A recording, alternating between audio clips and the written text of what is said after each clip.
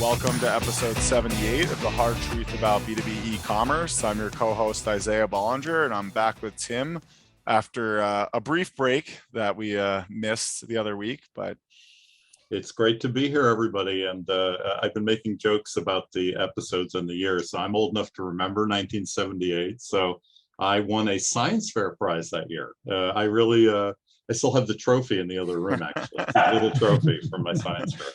A couple things. I've been continuing a tradition of shout outs. So during the week, I caught up with people. I wanted to find out who some of our listeners were. And I've got a few folks I'm going to mention. So one is Robert Sussman, who I work with in a live stream company based out in Phoenix. Mike Giamuso, who I've worked with in a number of other companies in the past.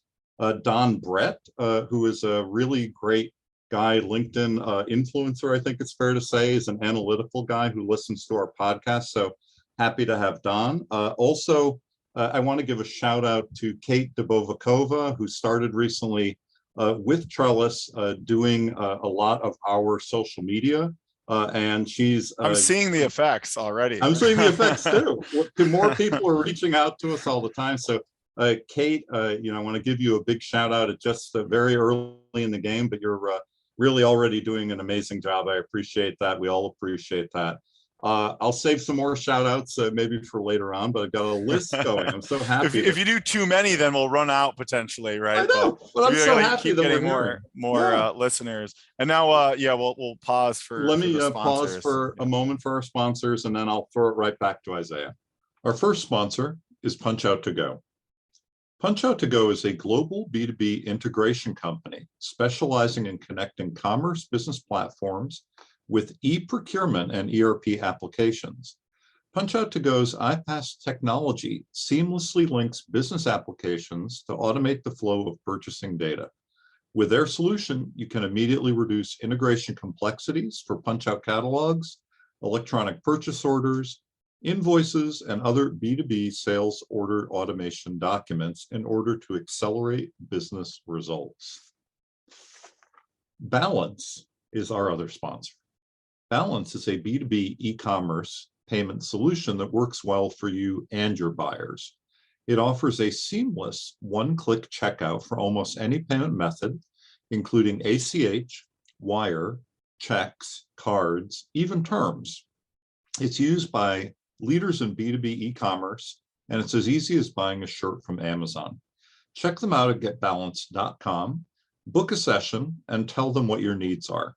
They are the first dedicated payment platform for B2B e-commerce, 100% tailored to your needs. Thanks again to our sponsor, Balance. Okay, well, thank you so much. Here we are in episode 78. I'm very excited to talk to our guest, Isaiah. Please introduce. Yeah, I'm really excited. We got introduced to Tim Swindle, who's been an entrepreneur for a while now, and I think you are officially the co-founder of Paddle Smash, which I believe is you're working on. It's not publicly out yet, correct? Or right, we are. We just went live with the website, so paddlesmash.com is live.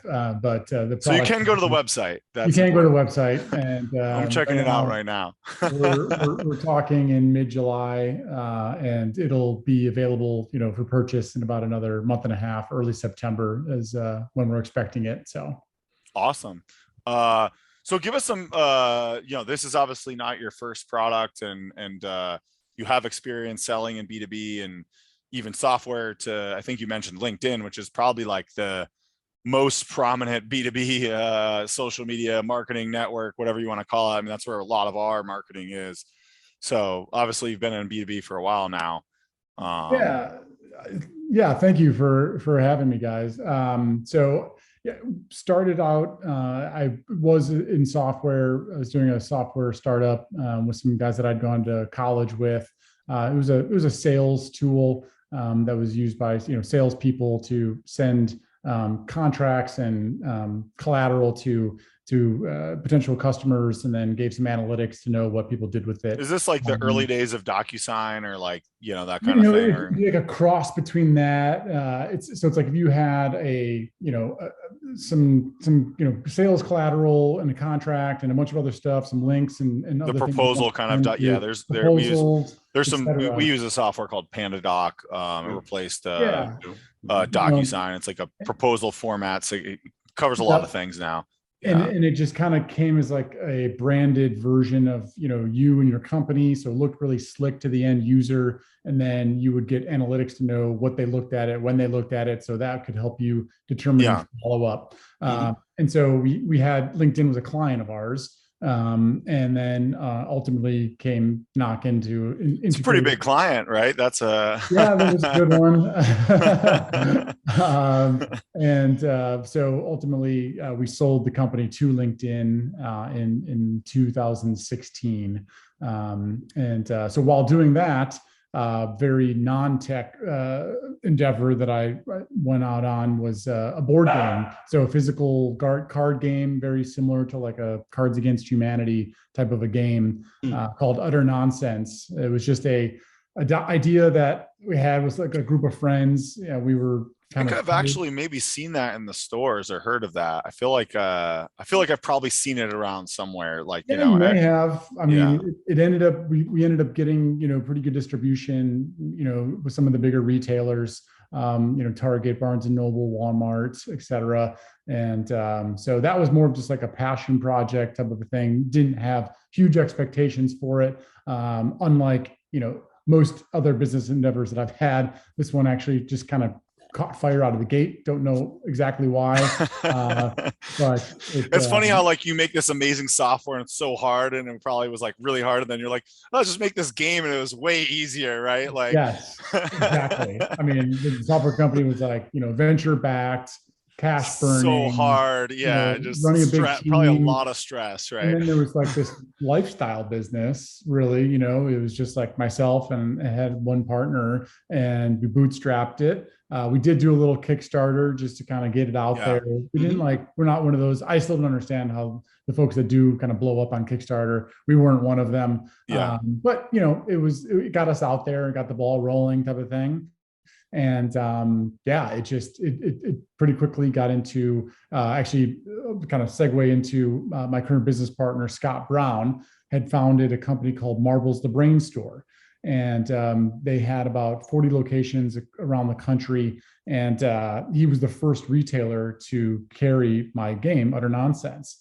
And he had built up a really good brand with Marbles the Brain Store. They were kind of known for kind of finding the new and cool things out there. And ultimately, the buyer at Target was kind of paying attention to what Scott was doing. And this is on like the future edge of like fun stuff. So Target's exactly, like kind of doing the research for them, basically, right? Kind of, like things that you couldn't find everywhere. Like they hadn't yet gotten super popular. And ultimately, we worked out a deal with Target, shortly after launch. Had full distribution at all the Target stores, within 4 or 5 months of launching the game, which was pretty wild. Yeah. Wow. So can you tell us, I don't know if you're allowed to tell us, but did the exit of the game end up being better than the exit of the software company? Everyone assumes when I say we sold our company to LinkedIn, which at the time, the Microsoft acquisition of LinkedIn. It's probably all the VC money gets burned into it, and that's the problem, right? Yeah. Well, so I will just say, so the overall dollar amount of the company being purchased was bigger for the software company. Yeah. But for me personally, but that doesn't mean like people don't realize it's like some of these 100 million acquisitions, it's like that's all going to the VCs. Some of it might not even go to the founders. So you get whittled down every time you take on VC money, or outside capital, you're giving away equity in the business. I always say you really got to, I honestly believe you got to get to 500 million to $1 billion, or the founders don't get much. It sounds crazy, but that's really diluted pretty quickly. And that was kind of the case. And so while it was, I think, everyone was happy with the result. For me personally, I would say that the board game company, again, so a lower dollar amount in total exit, but because I own 75% of the company, I did much better personally financially. And so I guess I kind of buried the lead there. So I ended up selling that company as well to a company called Play Monster. They're kind of a tier below the publicly traded companies, focused on mostly just US toys and games, but private equity backed, based in Wisconsin. And they acquired that publishing company with a couple different versions of the game that I'd launched in early 2018. So awesome. Wow. So, and then what made you start Paddle Smash? Just it's a completely different kind of game, right? I'm looking at it is, website, yeah. So I'll say now, having kind of given the background of having, one style, but tech focused business versus a non-tech board game business. I very much enjoyed the board game type of business. Bootstrapped, very lean. Didn't have mostly just had like consultants that would work with me. I'd set it up as kind of like a nights and weekends type project, so it just didn't require a lot of overhead. Actually, is once we sold the software company, and my now wife and I ended up traveling on the other half of the world for 6 months, and it was a great experience. And I was ultimately like, that's more of what I want, better quality of life. And I don't think people realize how hard building a software business is. It is. It's tough, it's stressful. And we had a prospect come to us, I can't share too much, but they were like a services company, physical services that's very hands-on, and they're trying to like pivot into software. And I'm like, I don't think you guys get how like hard this pivot is going to be. Like, you got to get investors. None of them are developers. I'm like, okay, yeah. It's like part of the issue that I've seen, because I've been involved in a few startups that were software, SaaS and some other businesses, and part of it, the trend that I saw that ran through a number of these is that they really didn't have the right mindset and to begin with, or they didn't do the research to begin with, or so I came in once to fix a business, right? And I can't name them, but they probably know who they are if they're listening right now. And they've been like working for a year and a half, spending millions of dollars trying to figure out what they were up to, but they really didn't even know the market, right? And that was the issue. So they had all these brilliant minds, but they couldn't match the product to the market. And so I think software is so expensive to just get going to begin with, but then if you're not exactly sure who it's for, it really is a big problem. I think what the problem, and I know we're kind of digressing a little bit, but building a software is so hard because you either have to build this crazy big, amazing thing that's better than something else, which is really hard and expensive to do.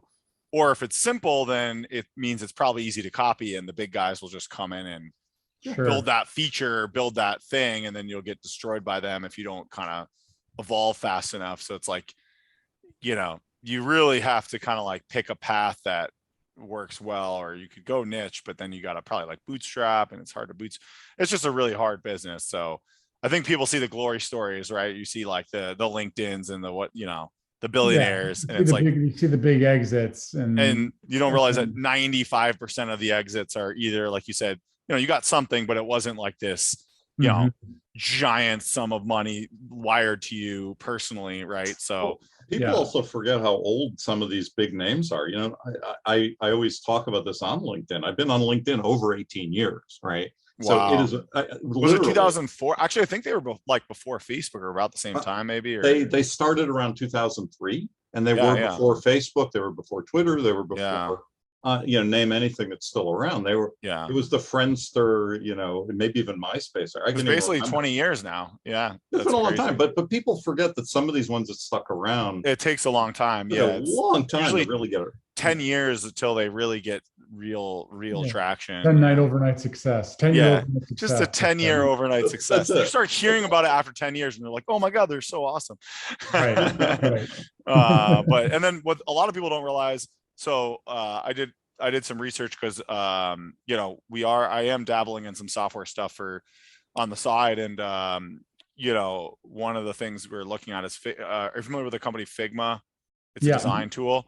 So they had bootstrapped privately for 6 years before they even like started the real company that like got funding and was like publicly available.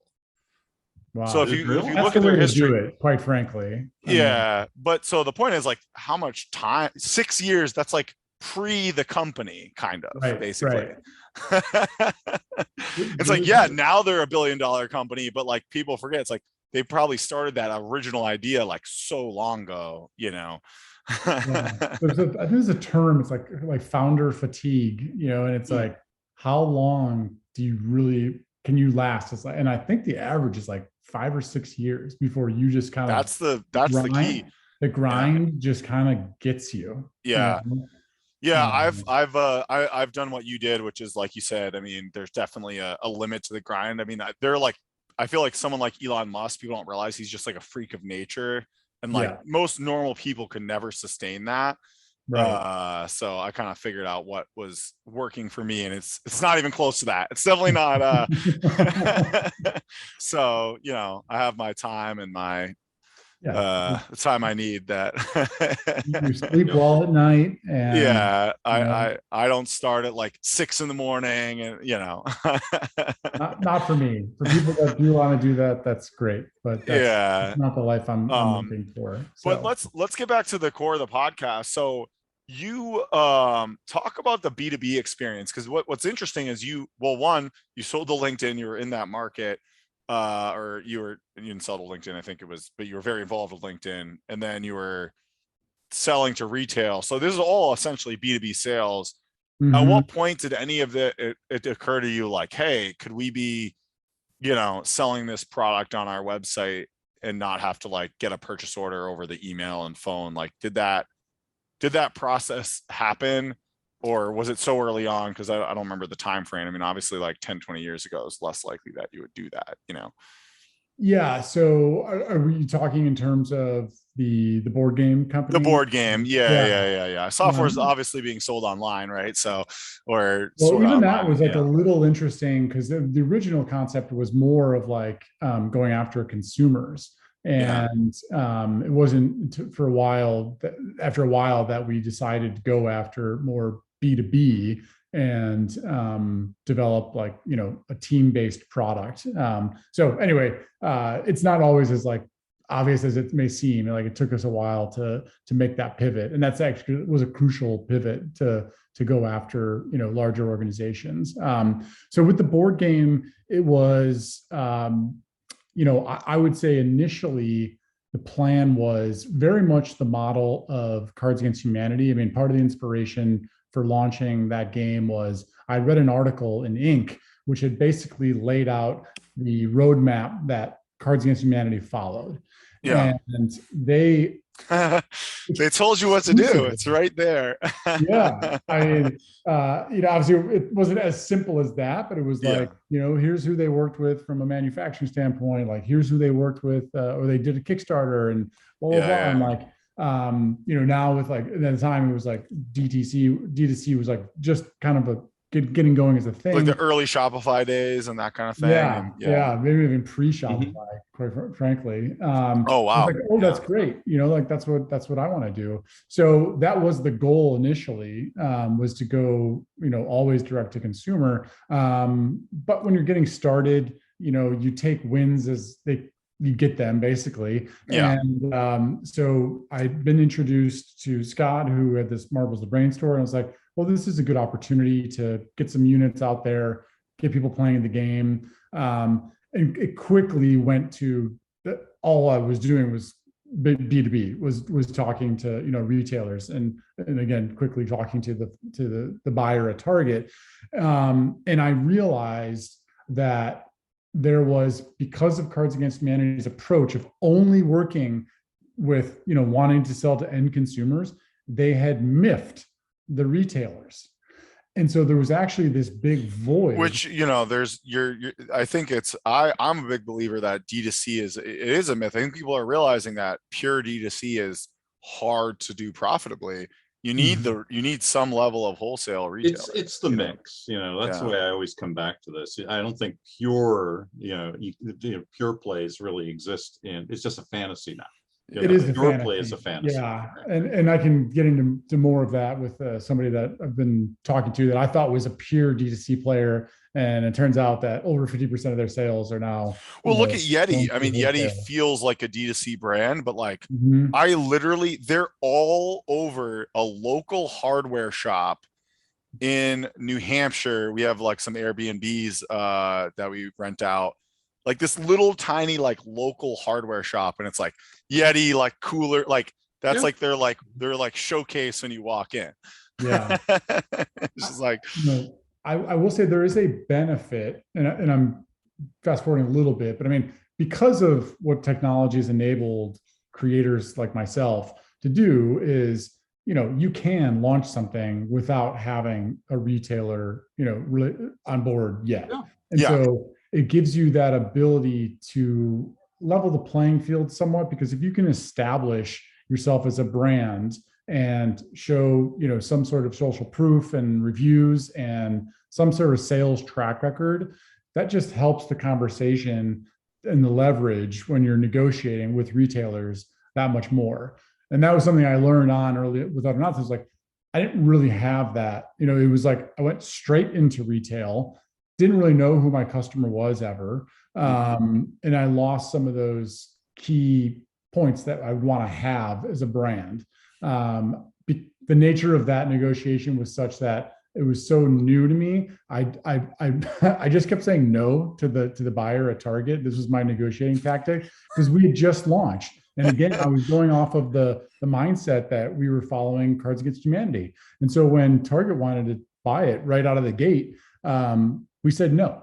And it was not out of arrogance, it was out of ignorance. We were just like, we don't know what we're doing here. That sounds like a lot of units. Like, how do we even do that? Like, blah, blah, blah. yeah, you got to front some of the money, or yeah, I know how it goes. Yeah. Oh yeah, that happens in CPG and fashion. Yeah. I mean, I'm working with a fashion brand, and they have turned down people, early on. They had to, because they're like, we can't make this.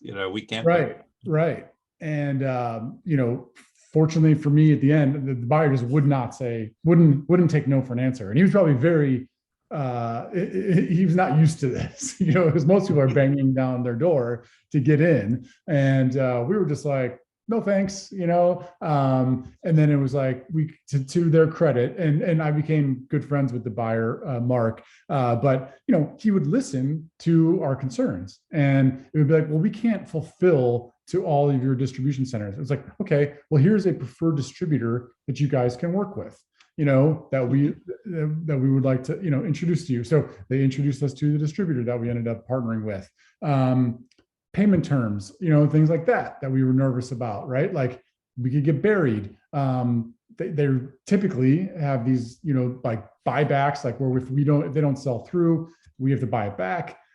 They nixed that. So there are all these terms that net 60, net 90. We always negotiate those down as much as we can. I try and I hate the net 60, net 90 terms, where it's like, what happens when you just like don't pay on time after net 60 and fight us on something? It's like, there's so much risk, The bigger risk is like the markdowns. So it's kind of like, hey, they buy all these off you, but then if they don't sell them and you have to go, it's not actually sold. Like, right. Yes, they've sold. They can come back you and sold it, but it's say, not even really sold until it's sold by them. Yeah. Right. And because they have the long payment terms, it's like, well, we're just not going to pay you that. So those are the things that you read about online. Yeah. Did you guys have that problem? Did you ever have a buyback or a markdown or whatever? We basically said, like, we're not going to do it if we have okay. So you negotiated that out of the terms. We negotiated it out. Yeah. And then the other thing was like marketing, and it was funny because like I had never sold anything into retail before. And so they're talking about all these terms like end caps and, all these terms that I had never heard of. And so I'm like Googling literally as we're on a call, what's an end cap? And they, were very supportive in helping us launch the product. And we had it was a great successful partnership with Target particularly. And so, but That's what awesome. I learned from that was, typically, like I never learned who the customer was. That was like the biggest rub I had was like, they're not giving you the data on who. Yeah. Same thing with Same Amazon. thing with Amazon. Yeah. You don't know their You know, age or their yeah, preferences or exactly. their demographic or, And yeah. so who was your customer when you learned it? Like when you learned Did you that? guys have a D2C component eventually where you did We, learn, or? I mean, Yeah. we eventually Yeah. did, and so it feels very reverse as to what I'm doing now, and I think what most people are doing now. You know, Which is we launch started D2C out and then get into retail. Yeah. right. It's like the Warby Parker model, right? Like they started D2C, but now their stores are huge, you know? Yes, Yeah. yes. So to answer that question, Tim, I never really knew, and that was like a huge concern of mine. I mean, you know, we only did it for 3 years before, you know, it gained some pretty big interest that I just was like, all right, you know, like I'm fine parting ways with this at this point. They made you an offer you couldn't refuse, basically. Yes, and I was just like, okay, because they knew all the data, right? They had it. No, I'm just they kidding. maybe knew what they were doing. So ended up selling it, but that changed my focus for moving forward, where I was like, I kind of never want to be in that position again. I want to learn who the customer is early on, because I just think that that's really valuable, you know, and I want to have a D2C component to the company. Yeah. And so, you know, with Paddle Smash in particular, that's the focus. That's what we're planning on doing, is, you know, starting out first, you know. I like the website. Yeah. I'll give you, I'm happy to give you a little feedback after we finish, but yeah, it's a good start. So for our listeners, what is Paddle Smash and who's it for? Just to give a story. So Paddle Smash is kind of best be described as a love child between pickleball and spike ball. Yeah, I was gonna say this. It reminds me. It's definitely a spike ball. Yeah, so it's played with a spike ball paddle and ball, but it's played on like a hexagonal surface area that's like a hard plastic that has a net going up around the perimeter. So, you know, it kind of plays like spike ball in that sense. And it's got a cool backstory. So I actually did not invent this, or Scott and I, my business partner, didn't invent this. It was actually created by a gentleman by the name of Joe Bingham, who lives out in Utah with, he has 7 kids, 6 boys.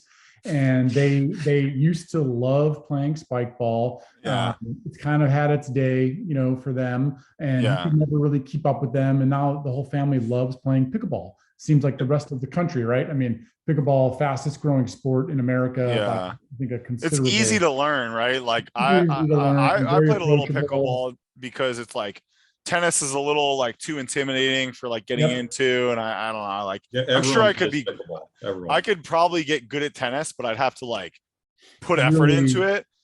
But like in a day I can be like mediocre at pickleball, you know what I mean? Like I think that's the large appeal to it, quite frankly, is that it's very approachable. And so it's kind of like okay to suck too. Like in tennis, it's much more obvious if you suck. Agreed. Whereas pickleball, it's a little less obvious, you know? It's like golf, right? Like golf is very intimidating for at least for me. And I played as a kid, and I won't even play now. Because my friends are shooting like 79, and I'm like, you know, like that's well, that was the appeal for him, was just like, hey, something that he can play with his kids, as you know, as something he can keep up with them on. And so he's a structural engineer by trade, and so with his engineering brain, he thought of this concept to, you know, kind of bring these two together. So he had been playing this for 2 years with family and friends, neighborhood kids, etc. Wanted to bring it to market, didn't really, you know how to do that, and was introduced to us through you know, mutual friend connection, and we played it, and we were just like, yes. I mean, we just, you know, we brought it to some pickleball courts. It was like flies to honey. People were just, you know, flocking to this thing, and so we just were like, there's something here, and we licensed it from Joe, and you know, so he's still involved then. So he's still involved. I mean, he'll get a royalty basically, you know, based on, you know, future sales of the product. And what he had developed was a pretty rough prototype. I mean, it was good, but I mean, we needed to go back to the drawing board, hired a, you know, team of engineers and designers to come up with a version that was mass producible, scalable, retailer ready. Did you guys have any like concerns about trademarks with Spike Ball or anything like that? Or I mean, we have a patent attorney, and we don't. There's nothing. I mean, the name Spike Ball certainly can't use that. In terms of like on our marketing on the website, Round Net is the name of the game. That Spike Ball's the brand. It's kind of like Kleenex versus and it's probably one of those things where it's a little hard to fully patent like a trampoline type thing. Like, you know what I mean? It's right. Like so that makes sense. So, and you guys are launching very soon, right? You're taking pre-orders right now. So I think the units are leaving our manufacturer, in the next day or two, and it'll take, roughly a month to 6 weeks to get here. And then we'll be, going out there.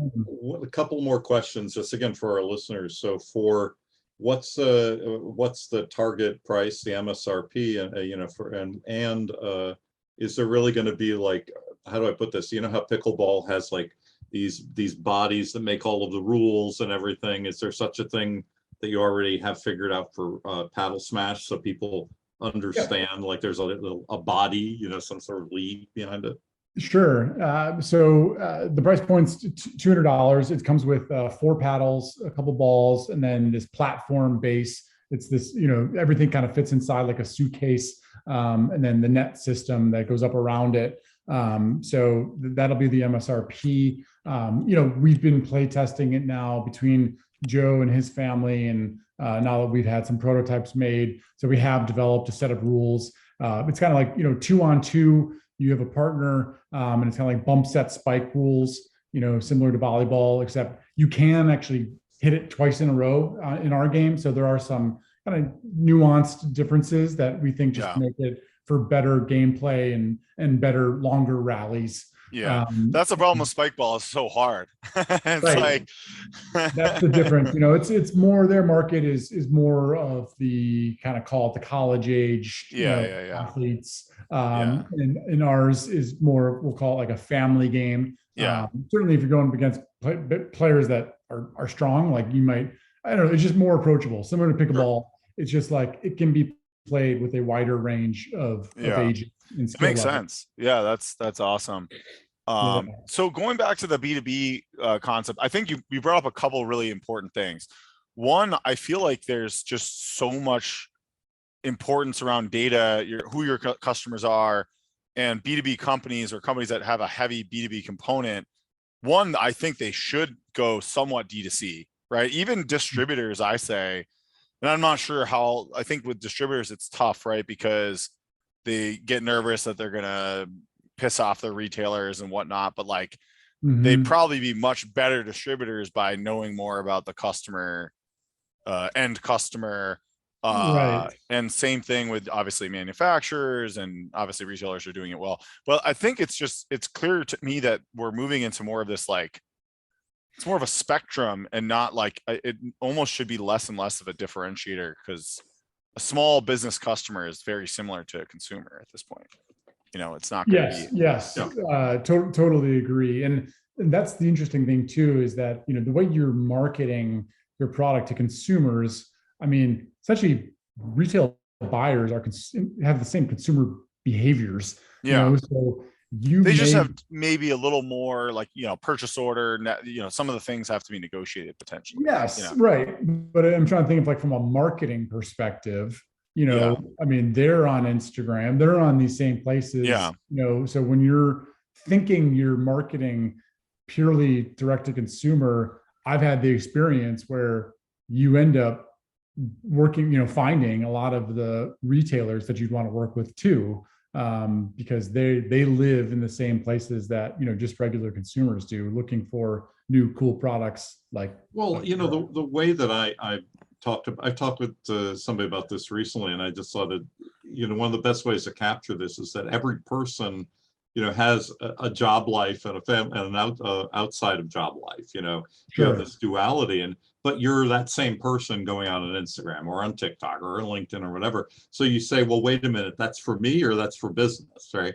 And so I'm constantly looking at things thinking, wait, maybe there's something I can do with that, or here's somebody I should connect, to because of that. And I think that happens for people all the time today. Yeah, agreed. But I mean, Isaiah, you're exactly right in that. I think those worlds have, I think the pure D2C play, like I don't know that that's even a thing anymore. I mean, I think it's just omni-channel, right? It's omni-channel, multi-channel, omni-channel, whatever you want to call it, but in store, buy online, pick up in store, retail, wholesale, D2C, Yeah.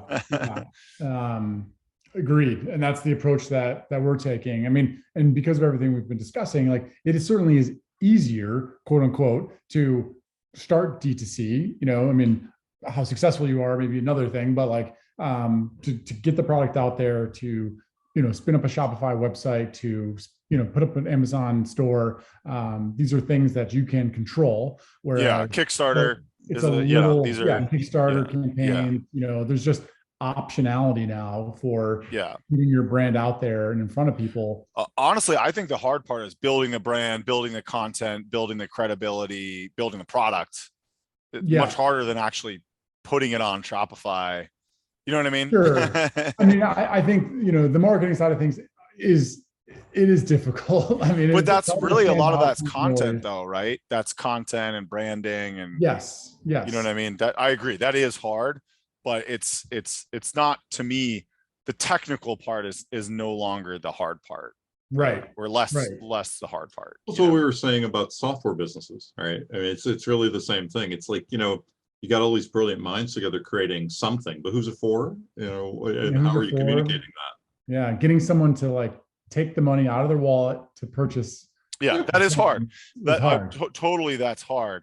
But my point is, like, the actual like work of putting things on these platforms is no longer the hardest part. It's building the brand, building the things that make it credible on these platforms. That is hard, right? That is hard. Yeah. Mm-hmm. Yeah. And now that you're already on Shopify, at what point do you think it makes sense? They just launched the updated version of B2B. Like, is that something you guys are going to start thinking about? And let's obviously, like when you sign someone like Target, like the first negotiation and the terms, some of that's probably going to be in person. Mm-hmm. But do you think it's a point where, like, okay, I have these 100 retailers buying, all right, let's get them on the website so they don't have to call me every time they want to buy an extra 10 units? Or how would you go about that to kind of like make that a better experience? Right? I would do exactly what you're describing. I mean, I understand that Shopify has recently released a version that's essentially like a mirror of your website that is built solely for wholesale accounts. So you can go in one time, set it up with their payment terms, their shipping arrangement, everything that's going to be somewhat unique maybe to each individual retailer. And then from there, it's more on them to then when they want to purchase more, they can go on just like a consumer would to your, consumer facing side and buy the units that they want and have them sent to you. And the order goes through the warehouse, just like it would for an individual buyer. So absolutely, that's something that we will be doing, hopefully quickly. We're going to hopefully get those big orders so that we're going to sell. Again, going back to our kind of strategy here is to, we are starting out direct to consumer just to try to get some traction going, try to get to those first few wins. I will say, like, we've already been in discussions with Dick's Sporting Goods on this product. And so hopefully that's something that we can, hopefully they're logging into your B2B store and buying, rebuying, reordering, right? Right. But yeah, I mean, and that's another thing with just like the business that we're trying to build is like, we are relatively lean. Like, it's my business partner, Scott, and I, and we are not trying to have this big team. And so that's where the beauty of software comes into play, where you can, operate in a little more. Well, I'm just kind of curious, how far do you think you got? Like, at what point it's like, all right, well, we got to hire people. This is like, sure, there's got to be a breaking point, right? I mean, yeah. I mean, I'll tell you what, I mean, with Utter Nonsense, I began because I designed it from the get-go because I had a full-time job. So it was like, I Yeah. can't take on another full-time job. So I have to do Yeah. this in a way. So it was like outsourcing everything, so like outsource, advertising to a digital agency, like, So you brought in a lot of contractors and third yeah, parties. so you have a They're lot not of employees. contractors that you Yeah. can go to the bench as needed for the various things, working with the distributor. They were handling all, it was basically like, Mm, I'm, manufacturing the product, and then I get it to the distributor. And from there, it's like they yeah. are So you're billing. outsourcing a lot of So, logistics and all these different Yes. pieces. Yeah. Yeah. Gotcha. so they're going to be unique versions per retailer, or just one version to launch? I mean, how are you doing It'll this? be one version to, I don't, I mean, certainly down the road, I think we could see maybe like a deluxe version, or Yeah. maybe like a tabletop version that we could create. But I think those are where, that's something my business partner, Scott, he's very creative. And he loves, the new shiny thing. And I guess I'm a little bit more on like the nuts and bolts, of operating. And I'm Yeah. like, Yeah. Have you, let's get to a certain number of sales with just this product before we even Yeah. think so about, Yeah. have you talked doing with the some of those new other Toys things. R Us? Because they've been announcing all over the place that they're going to be in 400 Macy's this holiday, and that they're looking for all kinds of excitement and whatever. You talked to them? We have, I think we missed the window because we are still we have not yet launched. We had dreams of grandeur of having this product out, call it like April, May of this year. And, with their buying cycles, I mean, typically, I'll say, I don't know Toys R Us specifically, but like, I know for sure Target, they're doing their buying for this holiday season coming up. They've already made all their buying decisions by December of the latest of last Yeah, year. yeah, yeah. Oh, yeah. It's Right. very So early. Yeah. they're 9 months ahead. Mhm. And just with the risk of us not knowing when exactly this thing was going to come, and with all the shipping issues, et cetera. So we were just like, you know what, we're going to start small. And again, ours is kind of like an outdoor active game. So outside of some of the warm weather areas, summer is going to be the core selling season for this. So we did kind of miss that coming out this year. So we said, all right, let's not force this. We're playing a long-term game here. No pun intended. Let's start small. We've got one container worth coming. Let's get it out there. Let's get people talking. Let's, get influencers playing with it. Let's get our customers playing with it. And then we'll try to get in front of those retailers, Yeah. I don't think people realize how year. much risk there is in inventory. I'll give you a Yes. funny anecdote. This is almost like it's like there's certain, there's things that happen when you're in business that it's like, I really need to like make a movie about these things when you can like forget these stories because there's so many of Right. them. Our first office was like in this tiny little like crappy building nearby where I am now, a little further up, further away, the further you get from the city. And this other startup guy came in, and he's all cocky, and he had gotten a patent, so that's why he's like, so confident. It was I'm trying to remember the name. It was some ridiculous name like blunt rollers. So he was selling like essentially like a weed, like a cigar based product that's obviously meant for like rolling. Like this is early too. This is like pre like legal, 10 years ago. I don't think it was legalized yet in Massachusetts and whatnot. But he had gotten the patent on this thing. It's like a kind of a smarter way to make it easy to roll these essentially like cigarettes, like extremely like robust cigarettes.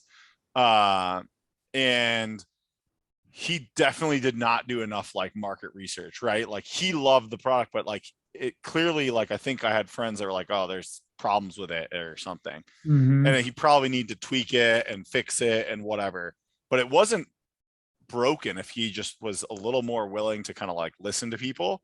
But he was so like, he believed so much in himself that he had ordered $500,000 of inventory. I'm screaming And so right now. like boxes and boxes and boxes and boxes and boxes. Like, and to your point, I think he got it in some retailers, got it, but it didn't sell. So he probably got chargebacks. Oh my God. Because it's one of those things where like if you use it, it's cool, but it didn't work as well as you expect it to because it needed modifications. It didn't catch. Agreed. And I think they just had to literally declare bankruptcy or what. I don't know exactly what happened, but like I think they probably went what happened. bankrupt on the inventory. Yeah. I mean, Yeah, I know, I don't think it was all paid for in purely cash. I'm not sure, but there's a lot. So, Yeah. and I don't think you'd even liquidate it like correctly, you know?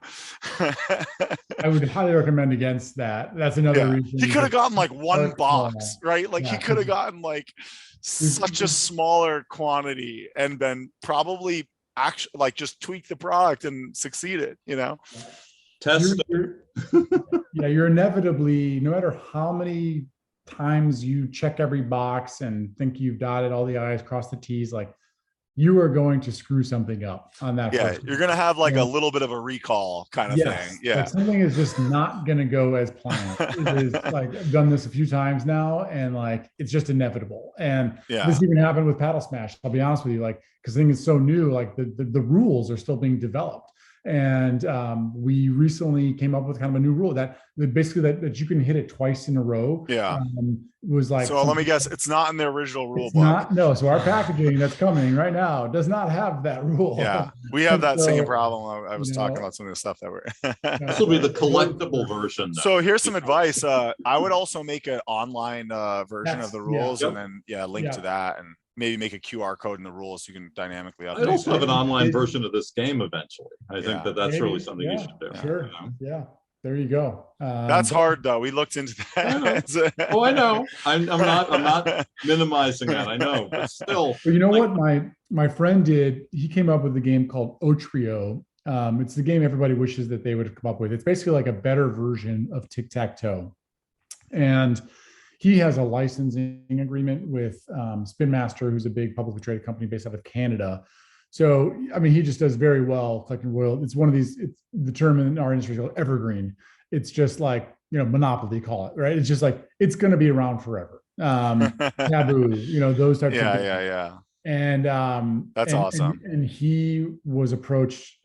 Somebody else basically is doing the digital version of his game, and which is great. So he just has to license it out almost. Yeah, so he just licenses out the digital rights. There you go. And then it's on somebody else's. Put it on, sell it to one of the. So that, with that being said, you know what? Actually, Tim, I'm just realizing VR. Yep. Could be is that what? Yeah, because I was going to say it wouldn't really work on a laptop, right? That would be fun. So this is going to be like people are doing pickleball in the metaverse. So just so you know, like people are doing. That's already happening. Have you tried it? No, I struggled. I've only done VR once, and I didn't do well. Well, I've done VR. I just haven't done pickleball in the metaverse. It's really. I think it's hard to get. Like, it's not quite. It's like immersive, but like the balance and the dimensions is really awkward, and that was like just really messed me up. Where like, I couldn't get it. I kept losing, and I was just like, I'm not getting it. I'm off. Like something was off with like the geometry that just wasn't. Like I could see what was happening, but like I was just my timing was just like completely off. Felt like I was in a body that was like delayed or something. You know what I mean? Like. Yeah, it's not quite there yet. Yeah, it's like I want to hit the ball, but like when I hit it, I'm missing by like a second, but I think I'm hitting it. You know what I mean? Right. Whereas in real life, I know I would have hit it. You know what I mean? So what I'd love to do, and so to be honest, we haven't talked a lot about Shopify, and the reason we haven't is because they've been very D2C, right? They've been great for D2C. They've kind of held off a little bit on B2B. Like you said, they had that, but they just made their major announcement on upgrading the B2B stuff. And I'm very curious to see how you guys do with that in the future. So I'd love to have you guys back. Hopefully not too long where you're getting B2B orders through Shopify. Right.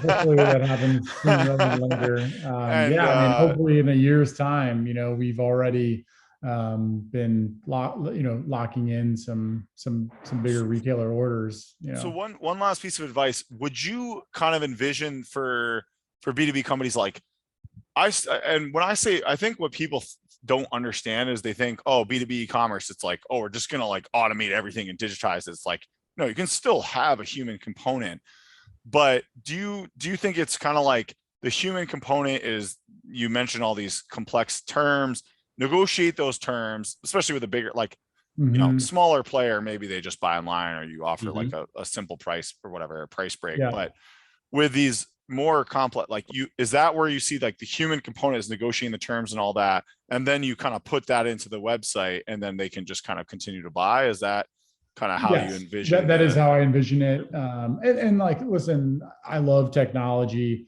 but I do think that business does require some, human element, like face to face, especially for the bigger customers, right? I mean, larger purchase orders. Yeah, you want to establish that relationship, because I think relationships still really matter. And so I think certainly, and that could even involve like getting on a plane. I mean, depending on the customer, like I'll say for a Dick's, like that's something where like we're flying. Yeah, you got to meet them in person. Yeah, Philadelphia or whatever, where they're at, and like and doing that. But then, hopefully once everything's set up and running smoothly, it does become a little more, it's operational, mostly through technology, and you're just focused on relationship building, not, well, I think that's the beauty of it, right? Yeah, because how much of B2B salespeople's time is just sucked up on, or customer service people too, is just sucked up on these manual order processes that could be automated, so that you can actually go build new relationships, negotiate new contracts, or do what I like to call account management, right? I feel like there's kind of like two purposes of sales, right? Selling new business, negotiating, educating, whatever, that upfront new customer piece. But then there's a huge account management piece, right? That I think is important, that you're almost, you can split those roles up. But if all you're doing is just like inputting orders, you can't really do those. You're not doing either of those, right? Like, agreed. So, well, I know we're kind of coming to the end here, but definitely want to give you a last opportunity to help people with advice. Well, I'm still learning every day. I mean, and so this is you're seeing a real time in terms of, bringing something to life from the ground floor up, have some knowledge to tap into based on prior success. But, what our approach is saying, hey, we've vetted what we think is a great idea. We think this thing deserves to be in the market, and that there is a market for this. We want to bring it. And so for us, the easiest path to start is going to be a little bit more on like the D2C side, but very quickly hoping to, and believe strongly that the best path for success to us will ultimately be to work with retailers. And I was going to give one anecdote. I've established a connection with a guy named Chris Mead, who started a company called CrossNet. Yeah, I almost brought that up. And I was wondering, like, is that it's definitely like almost a competitor, but I guess obviously you guys are friends. So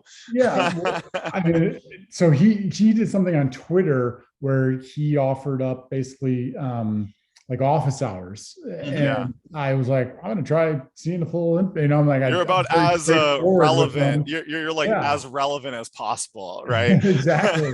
And to my surprise, he was open to working with me, so that's been awesome. But here's again, like the playbook for them. I thought they were almost exclusively direct to consumer. I mean, I'd seen that they were getting in some bigger stores, but I did too. I haven't seen them in stores. I mean, I'm sure they are, but they definitely are now. I mean, they're definitely like a Shopify kind of like, the darling Shopify type case study that Shopify likes to talk about, and they surprised me by that. They're doing, I think it's like 60-40 is now like, wow, is B2B. Can you put me in touch so I can get him on the podcast and see how he's doing with his B2B commerce? And I'll put him on the hot seat and ask him why he's not. Throw it out there to him. Why not? Do it.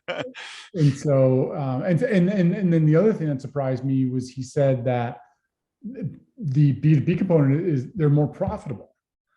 Is that D2C's got. So here's why. Here's why. D2C is expensive to ship unless you are so well, like you have a friggin' warehouse in every state.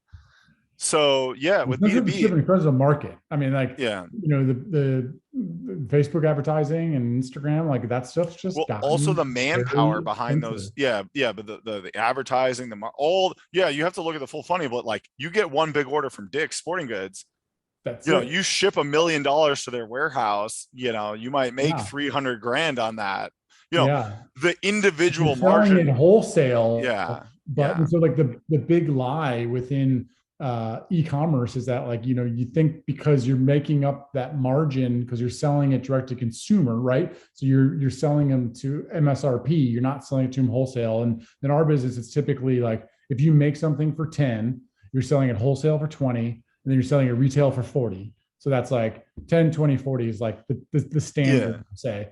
So you look at that extra $20, call it, in margin, and you're like, oh, well, I can be a lot more profitable selling direct to consumers. Well, Well, oh, go ahead. yeah, to go find each one of the consumers Yeah. sometimes may cost more than $20, But, Yeah. but this is one of the reasons that a lot of people who do both B2B and B2C do different products B2C, right? They'll do a different version, they'll do different products, they'll do things that are more exclusive, they'll do, Yeah. things that are pricier with a Personalization, bigger margin. upsells. Like even Nike is a good example. Like you can't buy their like whatever those $250 like super customizable shoes in stores, right? They Nope. only have like the popular colors and whatever in retail, right? But on the website you can get like, Yeah, I mean, there are yeah. a lot of plays here. I mean, I think, the answer, it's always a little weird to say this, but the answer is to do, to be omni-channel, right? But it's just to figure out what the mix is for you, because different kinds of companies, that the mix is going to be different, and the profitability. So it's not just that you're getting these gigantic orders from places like Dick's or Target or whatever. They're not going to necessarily want gigantic orders at Walmart of a $200 product or a $500 product or an $800 product because of who the Walmart customer is, right? So you have to always figure out like product, Yeah, it depends on the retailers and what their market is, right? Like obviously you have different demographics at different retailers, right? But that can be okay, right? Certain retailers will hit different demographics, which should be, I mean, really it should be part of your strategy, right? A Dick's customer is probably very different than some of the other people. Yeah, like you're talking, I mean, just take Dick's to Walmart, right? I mean, if we're doing business with Walmart, we probably have to come up with a different price point. I mean, I don't think that the $200 price point will, conceivably won't work for it. So a light version, or maybe it would only work for select stores, right? Like it probably wouldn't work for some of their stores, right? Or some of their locations. Yeah, and I have worked with Dick's. I did a consulting project for them in omni-channel some years ago, so I doubt I'm under NDA anymore. Hello, Dick's. But it was a really wonderful project. But yeah, I mean, when you're comparing like Walmart to Dick's, it's a very totally different buyer, very different buyer, very different kind of market. You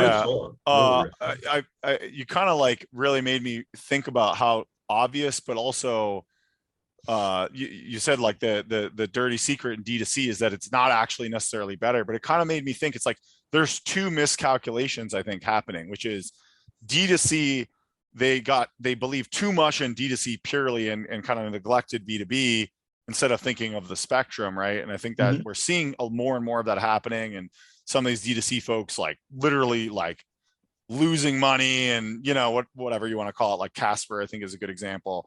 And then on the flip side, it feels like the B2B companies have taken too long to go into D2C or closer in that market. And they're too focused on the relation, like not that the relationship is not important, but they're missing out on all the data and they're like, it's like the D2C is great for marketing and analytics and certain things, but maybe not necessarily for profitability. And on the flip side, B2B is maybe better for profitability, but you don't get all those analytics and you need to kind of mix these two, right? Yeah, I would agree.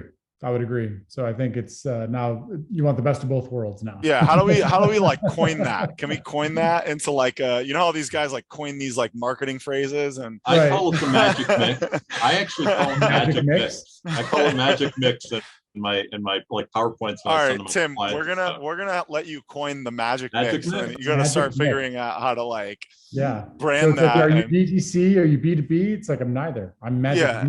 It's the magic mix. It's like there's something going on here and over here. It's like inbound, right? Inbound was coined by HubSpot, and they took off from that, right? But I don't know if it was like maybe not coined by them, but they used it to kind of be the leaders in inbound. You know who I think did the one that Drift, I don't know if you've heard of Drift conversational marketing. I'm still not bought into that one yet. I still like haven't quite got that one yet. Like a little bit, is it conversational marketing on the phone? Is it in a chat bubble? Like, I don't know. Like, I'm not really sold on that one, I'm not sure. They've been pushing that one pretty hard. I don't know if you guys have seen that, but I have, that's a whole other topic, because I've done that kind of the dark social guy, there's the dark. So we got to come up with our like B2C. We got to do it. The magic mix. Please use it. I mean, spread the word. But yeah, I mean, I've been using that just because it's convenient. It's like, everybody has a slightly different percent here, and here. You could brand it as like MM. Yeah, why not? Right? M squared. M squared. Tim, this is really great. This is exactly why our listeners like this podcast, because we don't want it to be too canned, and we want it to be very real. And we appreciate you sharing all these experiences, about what you're up to, and it's great to be here in the early stages of what you're up to in Paddle Smash, so that we can all kind of follow you along, and as I said, bring you back when you have that $100 million. Yeah, you definitely have to come back when let's say you surpass $1 million on B2B sales on the website. How about that? That'll be the deal. Yep. Perfect. Has to go through the website though. It can't be over the phone or email. It has to. They have to. Click checkout on Shopify or whatever. That's fair. That's fair. I love it. All right, Tim. Thanks you so much. Yeah, appreciate it. Thanks for having me on.